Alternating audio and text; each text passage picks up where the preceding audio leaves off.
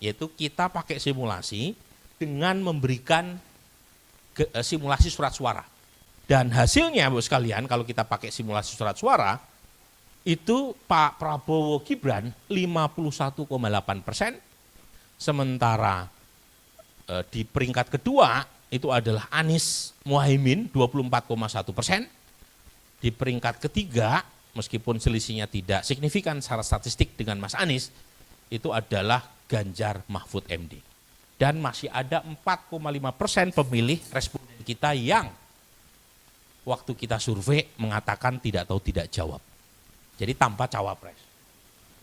Hasilnya konsisten.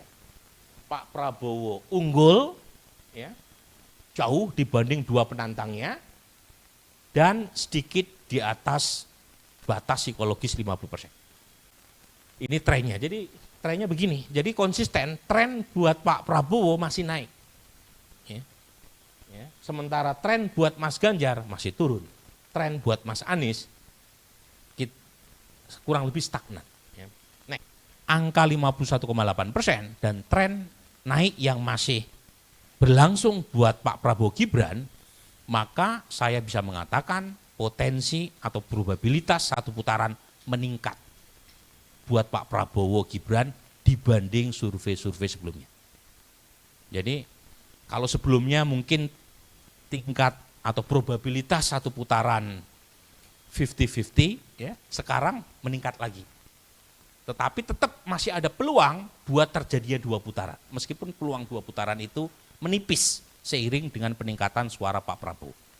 Mereka yang belum menentukan pilihan 4,5% tadi itu tidak didominasi ke Anies. Ya. Ada juga nih yang memilih Pak Prabowo. 4,5% itu tidak otomatis menjadi keuntungan buat Mas Anies atau Ganjar. Ya. Terbagi kurang lebih agak proporsional tuh di sini. Mas Ganjar juga dapat tuh dari 4,5%. Jadi kalau kita mendasarkan pada model prediktif, suara Pak Prabowo bisa kita simpulkan satu putaran. Kalau berdasarkan model prediktif ini. Karena lower estimate buat Pak Prabowo di atas 50%. Ya, dengan perolehan 54%, model prediktif yang kami lakukan, suara terendah buat Pak Prabowo 51,6%. Suara tertinggi buat Pak Prabowo 56,4%.